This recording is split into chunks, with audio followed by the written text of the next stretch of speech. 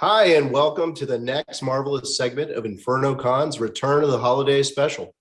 Hi there, I am Robin, and I have got a co-host with me, which is the most fabulous Michael Gross. And today we are supporting the Make-A-Wish Foundation for, obviously, InfernoCon. And, you know, as it's Christmas, it's a time of giving. And if you would like to spare a little time as hope, we would like to hope that you can possibly support us as well while you enjoy this segment too. Now, with so many people involved, bringing every film or TV series to life, we wanted to celebrate the work behind the scenes and others whose faces are typically disguised or hidden on the big screen. So today we're going to be joined by two absolutely fabulous guests, and many of them, you may not actually know them. However, they have done integral special parts that makes really the Star Wars universe what it is today. Yeah. So tonight's guests are an actress, stunt woman, and singer who appeared in 5 episodes of The Mandalorian. It's the incredible Misty Rosas. Hi, Misty. And we've also got with us, he's appeared in 4 Star Wars features, not as many as Misty, of course, but he has appeared in Solo as a Kessel Runner's Freya. It is Dee-Tails. How are you doing, Dee? I'm good. Very happy to be here for Make-A-Wish. Nice to meet you guys. It's great. So thanks for joining us. And I guess we'll start ladies first with Misty. So to get the ball rolling, can you tell us a bit more about what you've done in the Star Wars universe? My very first Star Wars experience was season 1 of The Mandalorian, and then season 2. And yeah, there's more good stuff to come. So it was one of those things where, I don't know, some things are just meant for you for so many reasons. I got a call from my agent to have a cold read audition with Seraphin Casting and I didn't know at the time what it was. So I just showed up at the casting office and signed my NDA and got the script, and sitting in the lobby, and it's like, this is all like superhero posters on the walls. Like, okay, yay. So auditioned, and for me, to be honest, that was the win, because I'm shy and I'm not, cold reads are not my favorite thing in the world. And it's just like, nah, just go try for it. And once I read through the scene that I was auditioning, I just had this moment of, I know this character. I know this character from life experience and really the most challenging parts of life. And, you know, my journey as a yogi, which at the time as a stunt woman, I was like, I need to balance things and do something for other people too. So much to my mom's horror of like, I don't know why you're going off on this other trajectory to learn how to teach yoga. Okay, it's your life, but really, Queel is from my yoga journey. You know, that's how I know him. I know his wisdom. I know his life experience from that. So some things are just meant for you, and that was one of them. So yeah, I always encourage people to, even if you're scared and nervous and, you know, things are not going the way that you want them to, just try for those things. Try for those things that feel out of your comfort zone, because you never know where it may take you. And for me, it took me to a galaxy far, far away. So. That's beautiful, Misty. Thanks for sharing that. It's great. That's so cool. Obviously, we've got a lot to talk about with Misty, so much stuff. But as Dee's here as well, and he's also done, oddly enough, I don't think you've both done actually completely different shows with Star Wars. I think that's right, because you exclusively did a huge amount of work. Misty on The Mandalorian, and Dee's done a huge amount of work on the films. If I think that's right, isn't it? With the stuff that you've done. So if you could tell us, I suppose we'll start off with The Force Awakens. With what you got to do on that. That was a. It's true what you say, Misty, about some of these things that they're supposed to, they're meant to be, because they're just back to back. I call it, when I'm working, I call it Star Wars magic, because it only happens within this universe, you know, and I've only experienced it within this universe. But it was this thing where I was doing pantos, and I was doing these plays and things, and a Christmas show we do called Pantomime. I was playing I played the genie twice, and then I played Genie of the Lamp, obviously, and then I played Dick Whittington's cat. And I didn't see that as creature performing. I saw it as embodying this character to entertain the children and to connect the children to the jokes. So when the adults are joking and the kids are only paying attention to me, as long as I laughed, the children would laugh, you know, in some cases. So I was really engrossed in that, and it was tough sometimes, but you know, you go to the theater and it's just like, oh, man. Well, maybe today's the day when Spielberg turns up with his kids and George Lucas turns up with his kids. Then I'm like, if that happens, yeah. And it just keeps you going, but it has to be that big to dig you out, you know? And obviously when you hear the kids on the screaming and stuff, it changes things. But one guy in particular, Brian Herring, who's one of the operators on BB-8, along with Dave Chapman, Josh Lee, and Matt Denton. I love Matt. He got this secret gig where he was a consultant and was going to be bringing in some performers because a lot of performers were being fired. Yeah, it was this brand new thing. Star Wars has come back. Everyone wanted to go there. Puppeteers, people who said they were puppeteers but weren't puppeteers, people that will come from other shows were turning up. But because it's like Disney and Lucasfilm, they think, oh yeah, there's money here. Yeah, you got to pay me for this. And you got to pay me and drive me here. So a lot of people were being cut, you know. And the first note I got was, D, you might not have to go through your agent with this one. You know, you might have to let her know that it might be the next one. You know, and I sorted things out with her anyway, because it was going through her, but not through her directly. And it was just being told to turn up for a fitting. Turned up for a fitting at Pinewood. And, you know, I'm excited. It's Pinewood Studios. I'm like, oh my goodness, you know. And here's the other thing that's similar, Misty. So I turned up. I tried on the suit, and it was for one of the wolves, like Paul Warren wears Varmic's suit, like he's one of those wolves that walk past. And it was for those guys. And I later on got a call that evening saying, no, we've decided to go another way, Dee, but and cast them differently. But Neil Scanlon said that we're definitely going to try and find you something, right?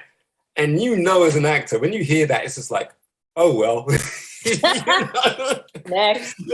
Yeah, but I considered it a win too. I was like, if my career has gotten me this far to be seen for a Star Wars project, that's all I want, a chance to prove myself, you know. And lo and behold, a week later, they were out in Abu Dhabi. I had a phone call from Abu Dhabi saying, oh, someone from Pinewood's going to be calling you next week, and it's about something else. And so I went in, and they made this creature. And he was on his own at first. They teamed me up with Tom Bell eventually, but we had two different distinct faces. Mine was this that holding that face, and Tom's was more concerned. Oh, there he is, right there. Yeah. So, and Tom's was more concerned. Oh, in that image, I was going to say, in that image, I think it's the suit on the right that it's hard to see. No, suit on the left is my suit from Rogue One. Oh right, yeah, I couldn't tell which was which. Yeah, and I think Stephanie's in that one, and who is it? Yeah, Nathan's in the other one, and Stephanie likes to take the piss a little bit by saying that she can fit into my suits, as if we're the same size. But I like to say mine are a bit bigger. I'm tiny, but yeah. So those characters came into play, and we had the show and tell. I don't know if you had this, Misty, with Mark. Yeah. So they had a show and tell, and Neil said, okay, when they start coming in, I'm going to say, creatures come alive, and you've got to come alive and stay alive until I say stop. And I'm like, have I got to just keep laughing? And he said, yeah. I was like, okay. Right?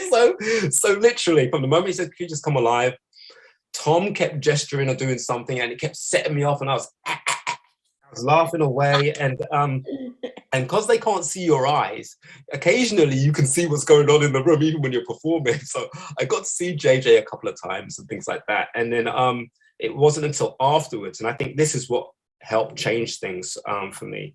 Afterwards, when they'd all left, Neil said, okay, creatures come down.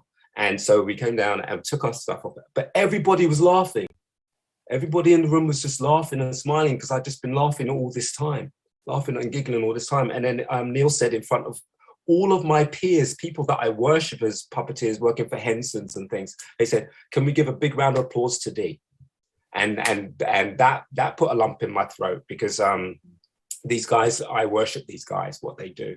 And then after that, it was on set, and then things changed from there. But Kratinus, he was my first character for Star Wars. Love it. Do you guys have because I know you've both done actually quite a lot of stuff, like you said, we don't really see you your real faces very often, but have you got a particular character that is the one that you think, oh, that's the real special one? I mean, for you, Dee, is that first character like the one you think, oh yeah, that was the one that I always remember and cherish better? Or did you have another one later that you like more? I think the first one is the one that kind of makes you realize a lot of things about yourself and your range, and also the impact the performance you're giving of this character gives to those people around you. Like in the cantina, people just kept coming to our table and joining in because we only get a certain amount of time to kind of prep in these costumes.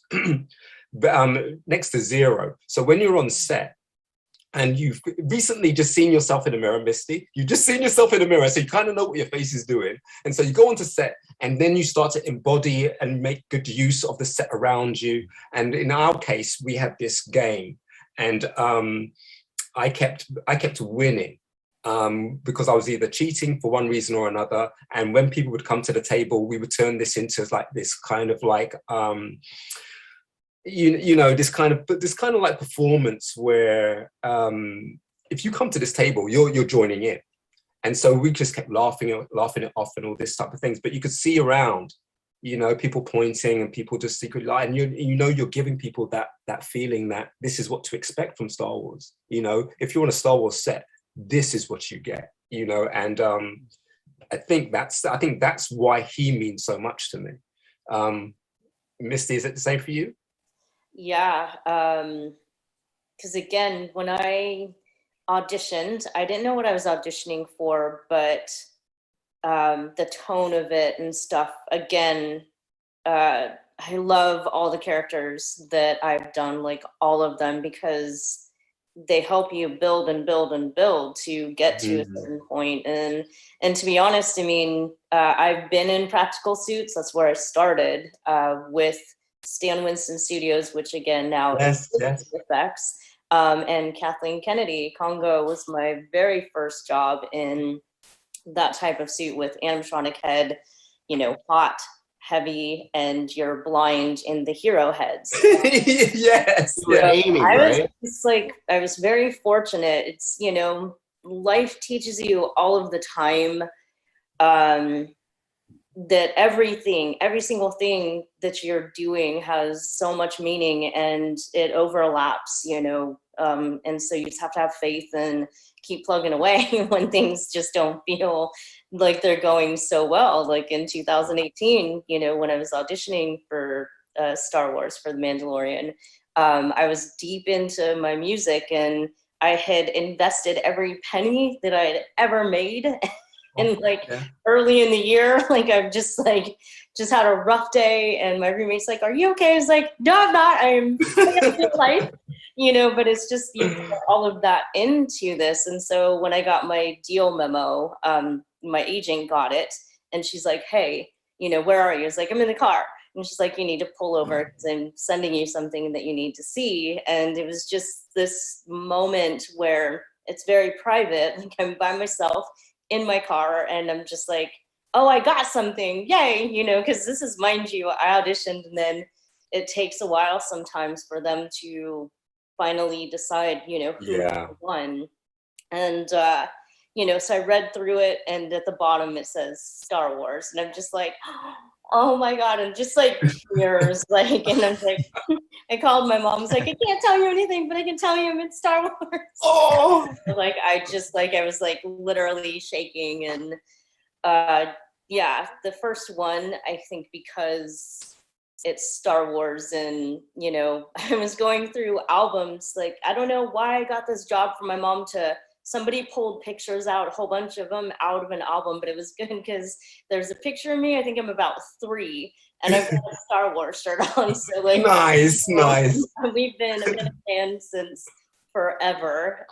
So yeah, this Quill, they both, and Frogly, they mean just so much to me, but your first one is special because it is your introduction to something that not only means so much to me, but, you know, as you did every day, I'm sure you have to bring 110%. You can't help but it. You can't help but do that. Everything you're wearing, everything around you just says, yeah, man, I got this. Yeah. You know, my very first day on set was literally our first day of shooting season 1, and it was me and Dave Filoni. And again, I do this on purpose. I don't really Google people until after because I will get very nervous and intimidated. I really didn't know that much about him. He's just a nice, amazing guy, and my first director. And, you know, we're on set and we're, you know, going through the scene and stuff. And I'm just like, how am I here? You know, but yeah, it was pretty, It's beautiful. So, yeah. Well, and I think what I'm hearing a theme from both of you is that, you know, there's no way to chart a course to get there to be in Star Wars, right? The universe works so interestingly that you don't know what'll get you there. But once you're there and you've got your shot, like you said, Dee, you just wanted somebody to give you a chance, and you both shined and you made it. And we're so pleased to have you here. Oh, thank you so much. I mean, I had literally put a nail in that coffin, you know. I remember when they were casting for the prequels, and I'm like, well, they ain't flying a nobody over to Australia or wherever they're filming this, you know.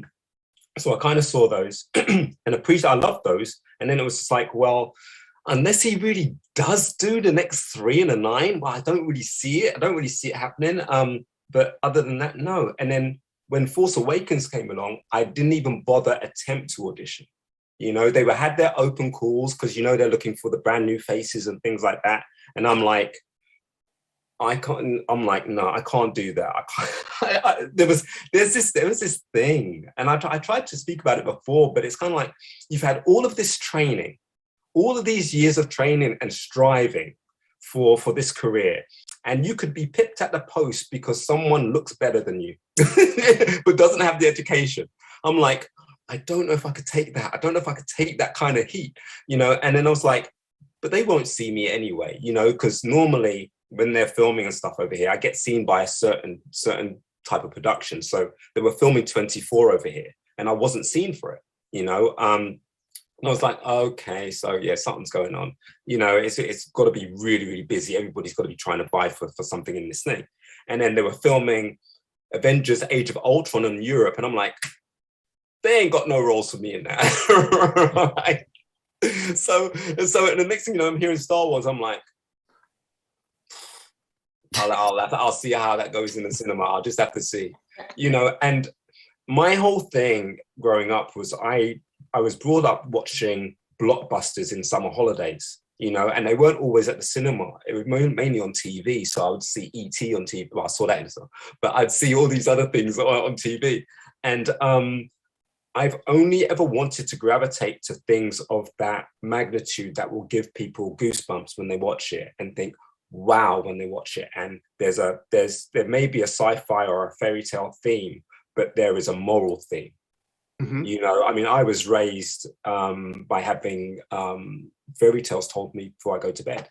You know, I don't know if that happens anymore, but you know, that mental visualization and then connecting those imaginations to seeing people on TV and saying, hang on a second, they're pretending.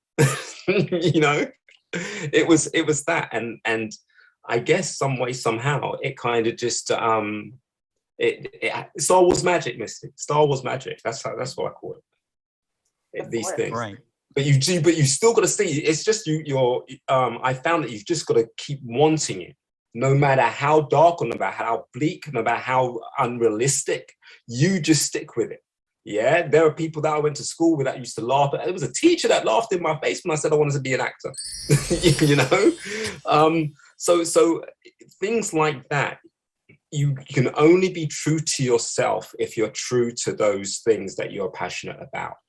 You know, because if you're passionate about it, there is nothing anybody will say, anybody will do that will get you from that passion. You know, as it could be in the back of your head, but you hold it there. You hold it there, and who knows what can happen. Well, some people say you think your reality into being, and what you focus on is what you bring to you. Yeah. I don't know. What do you think of that, Misty? Well, I remember because my friends are Star Wars fans too. My friend Amanda, she's a writer, director, actually, just finished shooting an indie film with her, which I emerged out of a costume. So to do that, they get to see your face. Took like all of my courage to be like, you know, well, I originally said yes to her because I was in 1.5 scenes and the character is really quirky and funny. He's like, yeah, I can do that. And then as, you know, Zoom meeting after Zoom meeting and script read through after script read through went on. And like, I suddenly, here we are getting ready to shoot. And it's like, I have 7.5 scenes. And I was like, what happened? Like, you know, you promised me 1 scene. Like, okay. So show up and do the work. But I remember I think it was like in springtime of 2018, we went to the Scum and Villainy Cantina in Hollywood just to hang out. And I think I just said it out loud, like not even considering. It was like, I want to be in a Star Wars show. I wonder how I could do that. And then, yeah, a few months later, they're like, okay.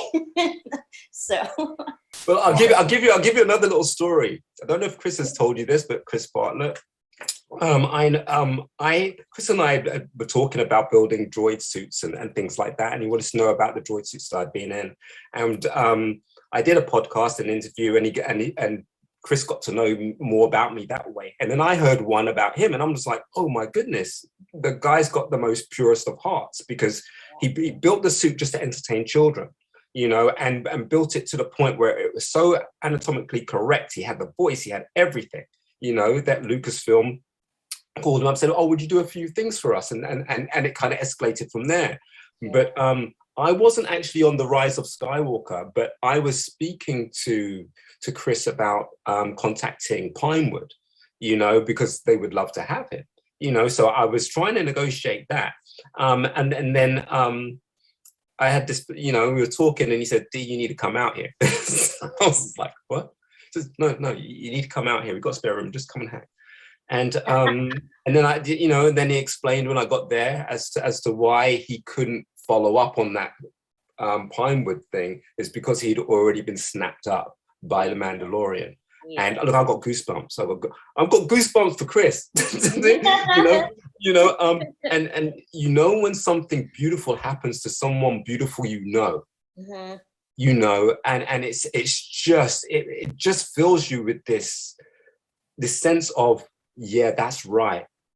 That type of, he's the type of person this absolutely deserved to happen to, you know, and I will argue and fight anybody who says different. You know, I'll pull out my lightsaber. I'll give them a quick whack around the head. But you know, it's things like that, you know, that are very serendipitous, you know, in this whole field. Like even for you guys, to be interviewing Star Wars people and being involved in Make-A-Wish. You know, how much of that had you thought was going to happen, or how much of that had you planned to happen to add on to what you already do? Oh, nothing. You know? Nothing was planned at all, I think. But look how many people you're reaching. It's been great. It's been absolutely great. And I think, like, I mean, we've, me and Michael have done different Make-A-Wish things and other live shows over the last couple of years. And I don't think we really plan to do any of them ever. But they sort of, like you said, they sort of fall into your lap. You do one, and then someone says, "Hey, you know, I think you're quite good at that," and you go, "What?" I'm a Navy officer for 28 years, so I've, you know, and I guess I interview and talk to people, but not like this. But I've always had the passion for Star Wars and science fiction, and really, if I wanted to drill down, it would be a passion for storytelling. I don't remember whether it was Misty or Dee first said that, but that's what I find is the magic in the galaxy that George Lucas made for us to play in, right? There's wonderful stories. The setting is secondary. The setting's cool, but the setting is secondary. I think it's the beautiful stories.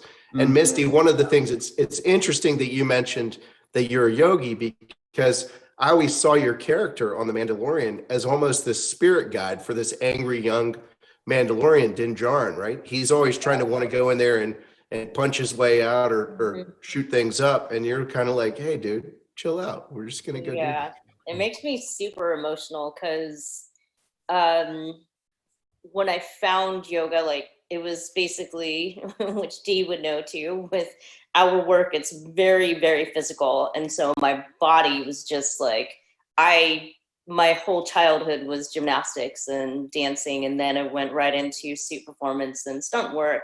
And my body just had taken a beating. So my puppeteer on a Disney film, The Country Bear, she suggested, she's like, do you practice yoga? You should try it. And, you know, from the very first yoga practice I had, I was hooked. And so much so that, you know, all of the physical healing that I was doing led me to want to teach it, so that I call it my karma job, because that's really what it is just going into that room with people to not only help them heal their physical body, but, you know, it's emotional, it's mental, it's all of it combined. And it helps you to start elevating. And it helped me to be in that hot room when you're sweating all this stuff out, and to really see yourself in the mirror, to really truly see yourself in a space where, you know, you're just authentically you, which, you know, it's a paradox in a way, but you're a total mess, but you're so vibrant and light. And I just remember, even as a little kid, George Lucas, his stories, I couldn't understand it, I think, on an intellectual level, but my heart and my soul understood the way of the Jedi, the training, the wisdom, and the selflessness of Obi-Wan. Because I was such a young kid, but I was so sad when, you know, he's fighting Darth Vader, and it's like, you know, and I didn't understand. It was like, but he gave himself like for the greater good of all. And so then when I got to embody that in Quill, like it was like I was a mess on the day that we shot his scenes, like in the end. And they're like, you can see it when I pick up Grogu, because I imagined for that little baby too, like he must have been shaking. And they're like, why was your face so sad? It's like, you know, because I was connecting with this other little being that, again, has been through so much trauma, that I wanted to make sure that he knew that there are others, there are people willing to sacrifice themselves so for him. So yeah, it was a lot to take in my first like Star Wars journey, and to embody that character, it just meant everything to me. So That's beautiful, because you can only do that, like we said, it's not through the background, it's not through the settings, not through the special effects or anything like that. It's through the story. It's just through the connections. That was what was so amazing for me about The Mandalorian, in terms of how well it was written. And I wasn't surprised, because I know it was Dave Filoni. I just wasn't surprised, but I was taken aback that it was real. These weren't animations anymore. This was real. So much so that for the second season, I didn't watch it when it was playing live. This was the best bet that I ever made. Best bet I ever made. I waited till it all came out, and then I sat there and watched it. I saw images of people popping up, but I had no context. But I sat there, and I am not ashamed to say I cried through maybe 3 or 4 of those episodes, because of Mando's connection to the kid. And you could see it was becoming more fatherly, you know, and he was more concerned, and there was like these idiosyncrasies that they had, you know. And one scene that tore me apart was when he met Ahsoka. You know, first of all, Ahsoka's real, right? So I'm like, what? Right? So there's that, and then I wasn't sure what was going to happen between their encounter, but then when she was talking to the child, and he was pacing in the background, boom! I just started streaming. I'm like, that's he's acting. That's a father's concern right there, you know. And we've seen the build-up of that relationship in terms of what he would be sacrificing for this child, or what he'd be going out there to do for this child. And like, you know, he's got a helmet on, expressionless. You know, Grogu's young. There's very little expression other than cuteness. Yeah. And you know, and in all of that, you're reading the emotions. Like Misty, I mean, you know, we talk about this character, but I need to know. This is something that, I mean, I've got in touch with that special effects company, and they ain't got back to me. But I need to know the head you wore. You know, how much could you see? How heavy was it? Because you carried him with the dignity weight is the word, I think. Yeah, dignity, but the weight of someone with a great amount of, but you said wisdom, but years. You know, you meet these I don't know what you call it. You meet these old characters along the way, like you meet a Yoda along the way or whatever and stuff like that. You know, they've got lots to teach you, lots of things to say, and you know, they have their little moments, you know, and things like that. But the weight of the character, the exhaustion of the movement, and the concern about it, I was like, how much can she see? Because we're not used to being able to see much out of these things. So here's a little bit of a question. I'm going to butt in slightly, and it is connected in a way. So it's sort of a two-part. Me and Michael talked about it yesterday. Number one, and I think you've sort of already answered this slightly, but I'll ask it again. When you do any of these roles where you're sort of heavily disguised or made up in big stuff, which, you know, does weigh, I mean, I think it still weighs quite a lot. Is that right? It's still pretty, it ain't light. How much of your own natural reactions and expressions come out through the costume, which the director hasn't really asked you to do, and you've done it naturally, and, you know, they go, oh yeah, that's great, that's perfect. And sort of in a follow-up in the same way, and this is really Michael's question, so I'm stealing it from him, is happy accidents. Have you done things in any of the shows that you've done where you weren't supposed to do it at all, and the director was like, wow, that's amazing, do that again? Or you like walked into David something. sticking his tongue out through the Ewok costume because he could, and Lucas loved that. So Misty. Let's see, to answer questions. In Quill, I could see. Those are my eyes just with the Solera contacts. Right. But yeah, I didn't weigh him because I just didn't need to know, because it wasn't like I was going to be like, oh, that weighs too much, I'm not going to do it. You know, it is what it is. So, yeah. But, you know, I mean, they built me, the crew built me I had several chairs, like the one that was on set that was made of apple boxes that they would put, because the backpack was where the animatronic board, and I don't know how many, at least 25 wires like back behind my neck, and then each of his side pockets, that was a solid battery. So yeah, good, because it like the physical weight helped for the grounding, you know, for him to move slower, because he was heavy, and the head is animatronic. And you're sweating buckets. Well, now you're telling us about the weight. I'm imagining you up on the Buck and Bronco blurg.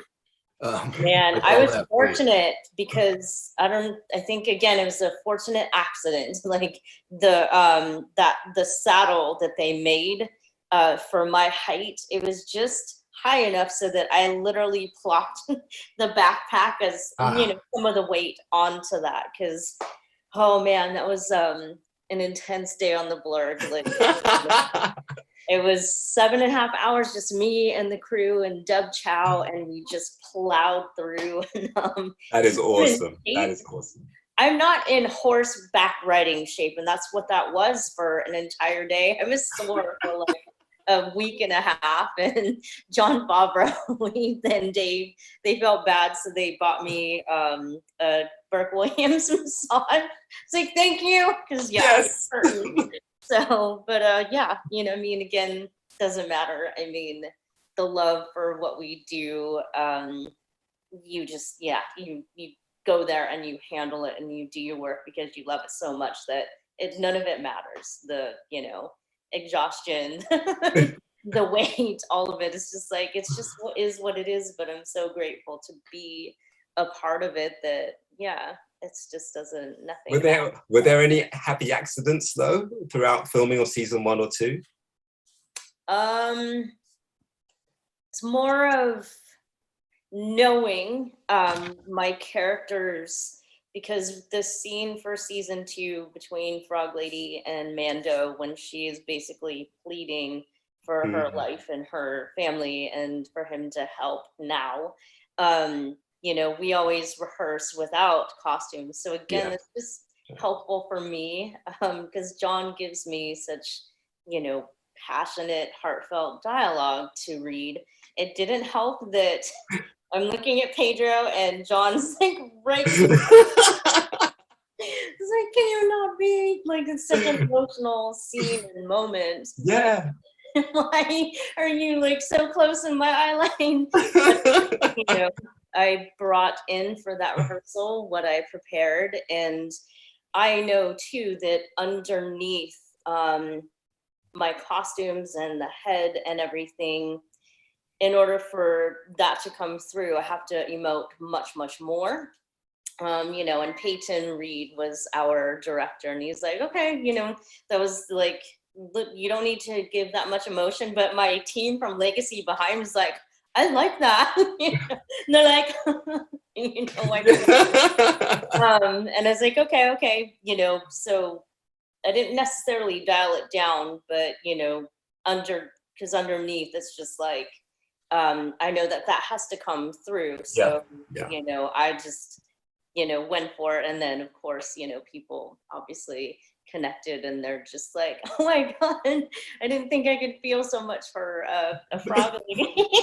So the thing is, that's the only feedback you get, and you're like, right, phew, yeah, I nailed that one. I must have nailed that one, because you're kind of on this automated tread where you're holding the memory, you're wearing the costume, you're holding the memory, you're becoming this person, and you're just hoping that everything's reading, you know, sincerely. You know, and sometimes, you know, sometimes you get to see a monitor, sometimes you don't, you know, and you can only go by whether they say, yeah, or nah, maybe again. Yeah, because I was blind in that head, in that animatronic head. So, you know, and just knowing where to hold my body and head, you know, I have to rely on my puppeteers and my team's like, am I looking at Mando? Am I looking at the baby? You know? Know? So, and like you said, when we were shooting the chase scene, when Mando was trying to outrun the X-Wings, you can tell, like, I never break for the most part in costumes, because if you're laughing in that, it's really hard because your oxygen deprivation. But we got shot, that was the last thing we shot, and it was just like the last take, and Peyton's like, okay, just go for it. And like I could hear like Mando in his helmet laughing. I could hear the crew laughing. So I just like started laughing about 3/4 of the way through. It's like, I can't stop.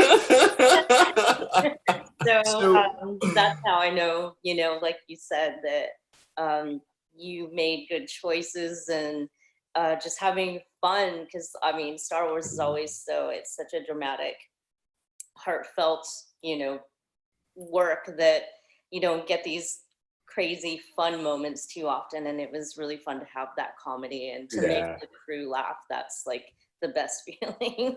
They're moments you'll never forget, you know. It's that kind of thing. So that brings to mind a question I have for you guys too.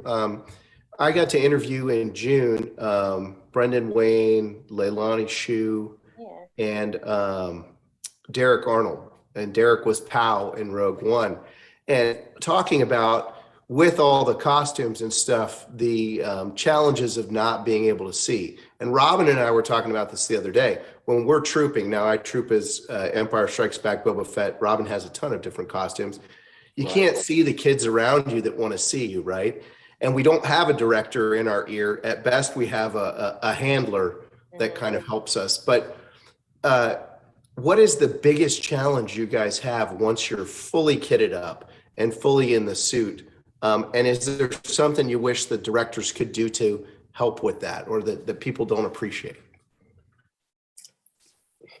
I don't know, it's how, it's the calls to the set, and those calls to the set, you have all this time to prep and things like that, and then there'll be a call to the set giving you a call time, and then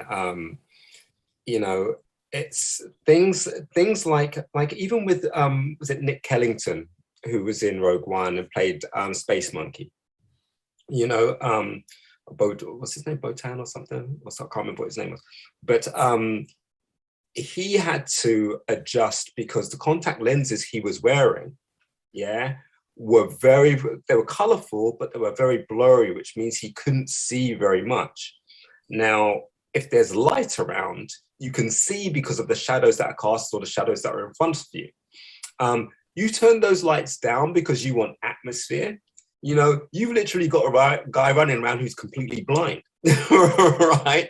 So I know he got caught a couple of times, like someone had to catch him.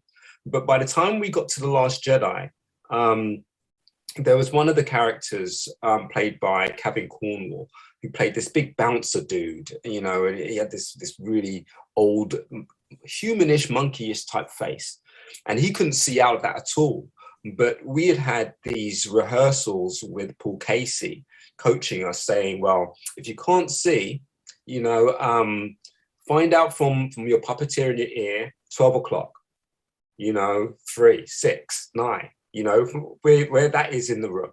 Then also, if you have pacing to do, like here's a story for you. So that they were filming this crowd scene in the casino, and I was stood by the monitor watching it. And then this dude comes up behind me and he says, "Oh man, they look great. They look so great." I look across and it's Mark Hamill. Yeah. So that's where I do my best acting I've ever done in my life. And I just played cool. Like, holy shit, Luke Skywalker's right there. And I turned to him and said, yeah. This guy here, he can't even see. He's got someone in his ear telling him where to go. And Mark says, "Oh man, sometimes I wish someone would do that for me." So we're having this chat.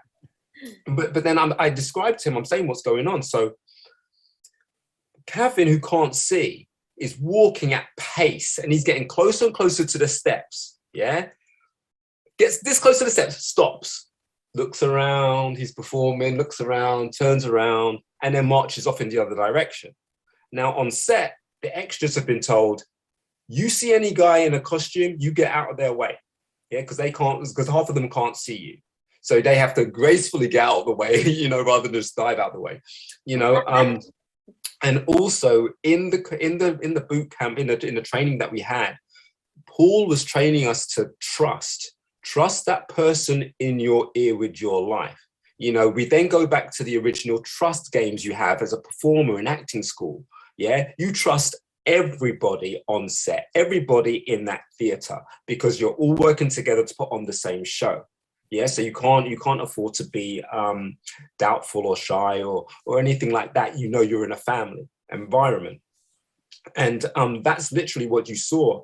I mean, mine was easy. I had a stunt woman on my arm guiding me and pointing me in the right direction for my reactions. I had someone in my ear on The Last Jedi for when they crash through the wall and things like that on the Faddies. But yeah, it does vary. It does vary from time to time. And it's like what Misty says, you can't crack up all the time in your suit because you're using up the oxygen, and some of those foam heads, are made out of chemicals. Yeah. And so they come and check on you every 10 minutes, every 20 minutes, saying, "Are you okay? Need some air? Do you want some water?" Because they have to, because if they don't, you won't see it coming, but they will then pick you up off the floor and say, "Hey, D, you passed out." Yeah. Oh, so wow. so So that's part of. I'm selling it, Misty. I'm trying to sell it. But that's part of the job as well. But you kind of you work with what you've got, and the reason why you have people in CFX is because you have main actors and main actresses who may not be comfortable with wearing this stuff. You know, so you bring in the specialists, I guess. You know, and we do our best. We do our best. Yeah. Have you ever had costume? I mean, I know obviously Misty's done stuff since Congo, I think, in a very complicated costume. Yeah. Have they improved the costumes since you did Congo, or are they realistically exactly as bad as they were then? Yeah, they're pretty much the same. It's just the nature of this type of work.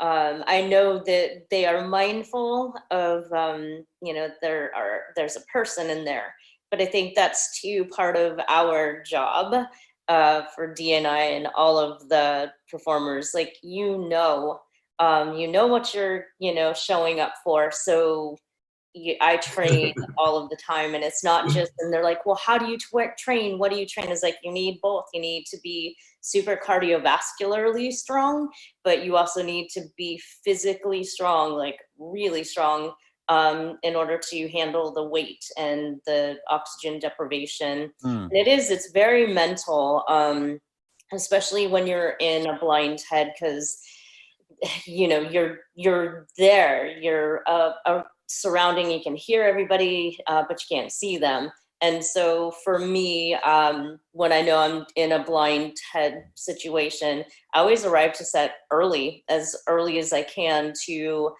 just get there and start to feel out. You know, if I have to walk anywhere, I just remember, you know, sometimes you just have to have faith too. So it's just like, know the steps, know where you're going. You know, when I have my reunion moment with my, you know, frogman husband, there's like, I timed it, and my puppeteer knew, like, you know, I would make one call and I'd have to skew my eyes as far to where I was going. And then just, I knew my steps. And sometimes, like, you get in the moment, it's like, and I forgot to count my steps. And it's like, I'm sorry. And there's like a few times I'm like, boink. It's like, no. You know? And yeah, it's just really getting familiar with, like Dee said, where everything is, where the other actors are in the scene. You know, with Pedro, I was like, just stand there for a second so I can look at your armor, and kind of every once in a while, if I'm talking, I'll see in his armor where my head needs to be. So it looks like her little face and eyes are looking at her. And that's the communication too with your puppeteers, and always checking in with them between each and every take. Is like, was that okay? Or, you know, what else can I do? What do you need? And it's just that collaboration and trusting them. So to help you navigate when you can't see. I had that eye line issue with Slow and Low. Like, I could see out of his nostrils, but his nostrils were so far apart that what I'd have to do to line up, I'd have to say, okay, so that's where you are. Okay, so that's what I'm looking at, you know. But yes, it's having to manage these things. And Quaytol's like, so yes, you said about the improv things. So there's two, and it's those two guys. So when I meet, so when I'm in the casino and I'm identifying Finn and Rose to the police and say, oh, those are the shuttle parkers. That reaction that I gave was literally for 2 takes, because it was me being in sync with 2 other puppeteers who had their hands on the same remote control. Yeah, it was that whole reaction, like, oh, shock to them being stunned. That they weren't expecting that, but they kept that. And then Quaytol's site, when we're on Kessel, and I'm about to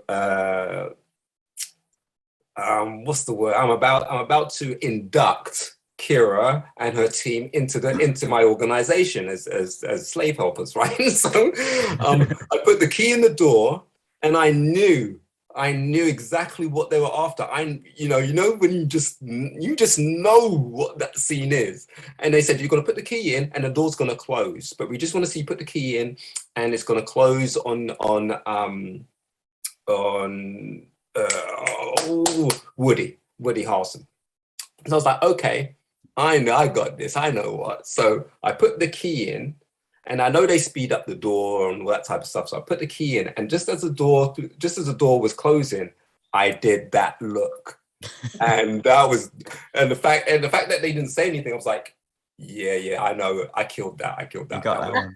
You know, but when you see it, and it's just like, yeah, I was in that moment. I gave them a piece of Star Wars, what Star Wars is about, you know, and you can contribute to something like that. That on that level, the fact that they call us up, you know, and we've grown up as being fans of this thing, and they're calling us up because, oh, you can contribute to this, really? every time it's still really, you know, but and you never really get over that, but it's a beautiful thing that you never get over. Cool. Thank you. Now we have only got 5 minutes left. So obviously, as we discussed before, we did need 2 hours for the show. We talked about this. So, you know, again, folks out there, if you're enjoying the content, please contribute generously to the Make-A-Wish Foundation. It's an excellent charity that does a lot of good and really embodies the 501st Legion idea of bad guys doing good. I think we'd be remiss, Robin, if we didn't give Misty and Dee a chance to talk very briefly at the end about their musical careers, because that's something you both also have in common. I also would like to know, what is the name of the cat? Yes. What is the name of your cat? This is Nico. This is my roommate's cat. He's right. super friendly. You want to say hi, Nico? Oh, Yeah. Oh my Nice goodness. cat. Hi, Nico. Oh, Nico. Nico. There you go. So everybody who likes cats, please donate to Make-A-Wish. Now you've seen the cat. There you go.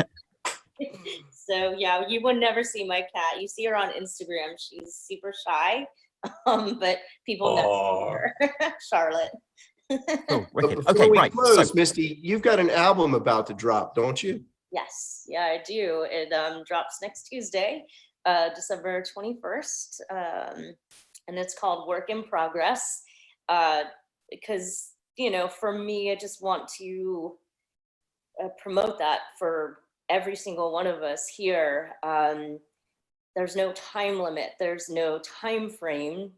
We are all works in progress from beginning to end. So, you know, it's my way as an artist to also encourage everybody. When you find your passion, you don't judge it, don't restrict it, don't restrict the fact that, you know, maybe you found it later in life, because I did. I found music much later, my music journey much later in life. And it is interesting because, you know, I don't know too much about our families just from them all splitting up and going different directions. But in recent years, like, I do come from music. My grandma and my grandpa, they were on the radio together singing. And, you know, my second cousin is Rick Rosas, who is a legendary bass player. So oh wow, it's amazing. Sometimes, like I said, it's the force. It's, you know, your spirit, your passion, your heart.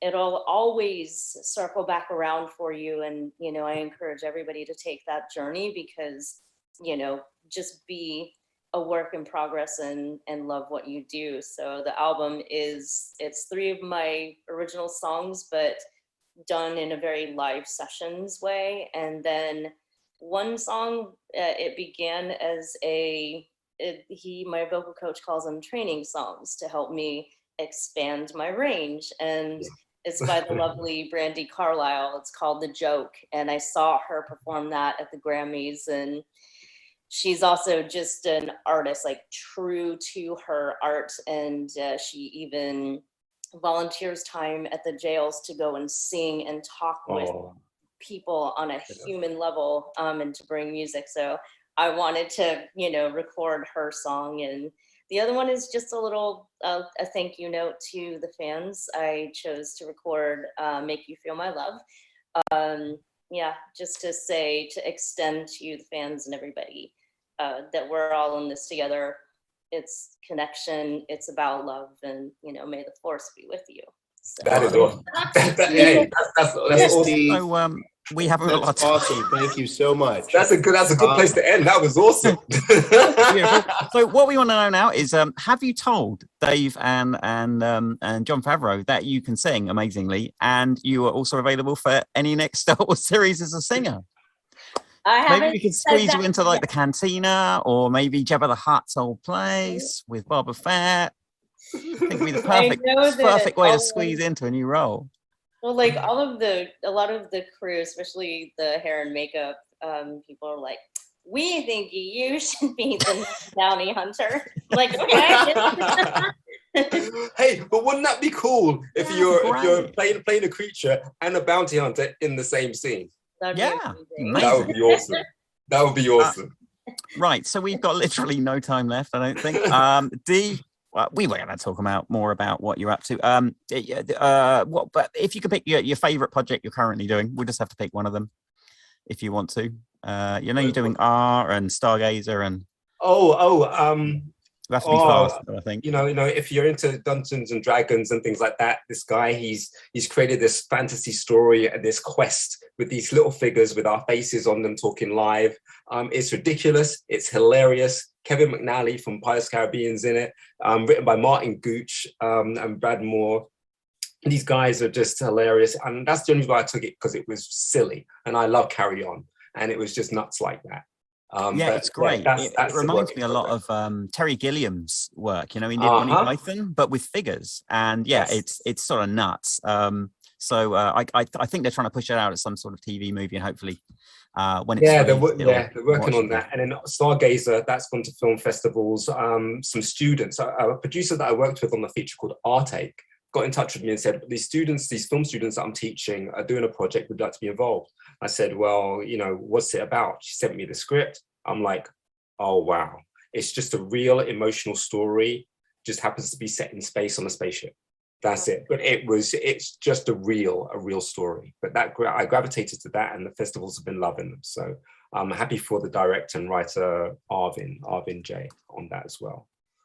But yeah, those are just, We really, really appreciate both of you guys giving your time to come out here and talk to us and talk to the fans. And thanks for helping promote Make-A-Wish. It's been lovely talking to you both. We'd love to interview you guys again anytime. Just reach out. You've been fantastic guests, and we hope we've done our job as your hosts. Thank you so much. I mean, we love Make-A-Wish. I think everybody in Star Wars loves Make-A-Wish. It's a very passionate thing. And just to make someone's day, go out of your way to make someone's day. That's beautiful. So yeah. Yeah, absolutely. When I read, all I had to read was, we're helping Make-A-Wish, and click.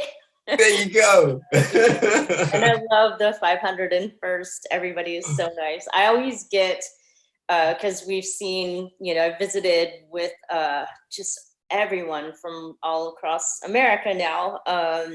And, we'll go and visit, your little area, and it's so beautiful. You have the backgrounds and stuff. I do get a lot of flack because obviously I always choose the Jedi lightsaber. And I'm like, I'm sorry, I'm a Jedi hardcore to the end. So, well, it's a big enough galaxy for all of us, right? So again, You guys have been lovely guests. We really, really appreciate your time. Again, reach out to us anytime with the 501st, and keep making the magic that you guys make for everybody, because the fans love you guys. Thank you. Thank you. Oh, we love you guys. Thank you so much, Michael, Robin. So we have to go. So goodbye to everybody watching. Stay tuned for the next menu. There's another one on, and please donate to Make-A-Wish as well. So thank you very much. Bye-bye. Thanks. And see you later.